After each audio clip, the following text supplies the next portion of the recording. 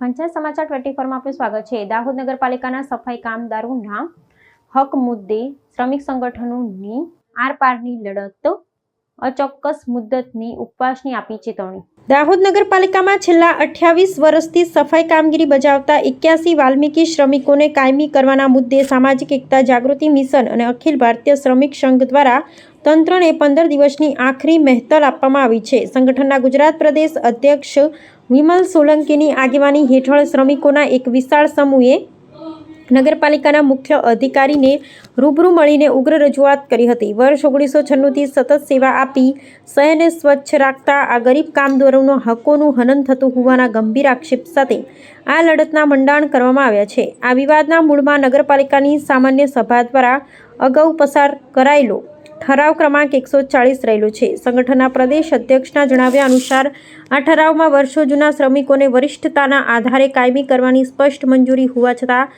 કેટલાક અધિકારીઓ તેનું ખોટું અર્થઘટન કરીને નવી સીધી ભરતી પ્રક્રિયા હાથ ધરી રહ્યા છે।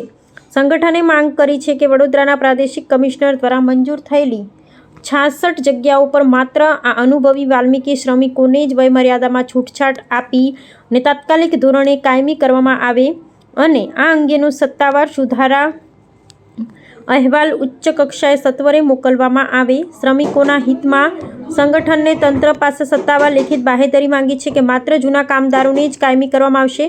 જો બીજી જૂન 2026 સુધીમાં નગરપાલિકા દ્વારા યોગ્ય કાર્યવાહી કરીને લેખિત ખાતરી આપવામાં નહીં આવે તો 3 જૂનથી તમામ 81 સફાઈ કામદારો સંપૂર્ણ કામબંધી કરીને નગરપાલિકા કચેરી સમક્ષ અચોક્કસ મુદ્દતના પ્રતિક ઉપવાસ ઉગ્ર આંદોલન શરૂ કરશે। સંગઠને સ્પષ્ટ ચેતવણી આપી છે કે આ આંદોલનને પગલે શહેરમાં સફાઈ વ્યવસ્થા ખોરવાય કે કાયદો ને વ્યવસ્થાની પરિસ્થિતિ કથળે તો તેની સંપૂર્ણ જવાબદારી નગરપાલિકા તંત્રની રહેશે। જય ભીમ। જય ભીમ।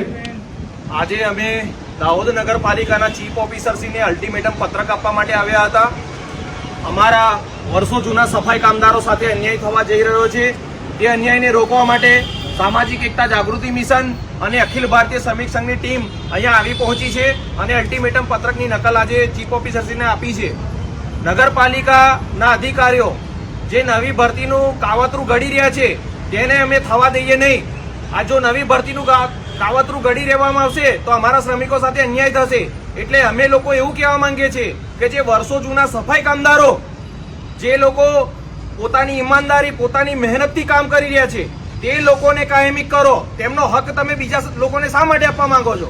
તમે વિધાઉટ એક્સપિરિયન્સ વાળા લોકોને શા માટે લેવા માંગો છો?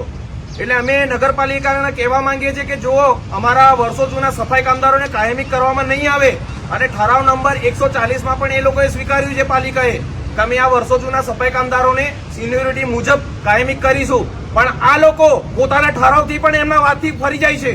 એટલે કાયદેસર આ ચલાવી લેવામાં આવશે નહીં અને જો આગામી 15 દિવસની અંદર અમારી માંગણી સ્વીકારવામાં નહીં આવે તો અમે નગરપાલિકાના સામે ઉગ્ર આંદોલન કરીશું, તેમજ ઉપવાસ પર બી જઈશું અને અમારી માંગણી નહીં સ્વીકારે તો અમે હાઈકોર્ટના પણ દરવાજા ખખડાવીશું।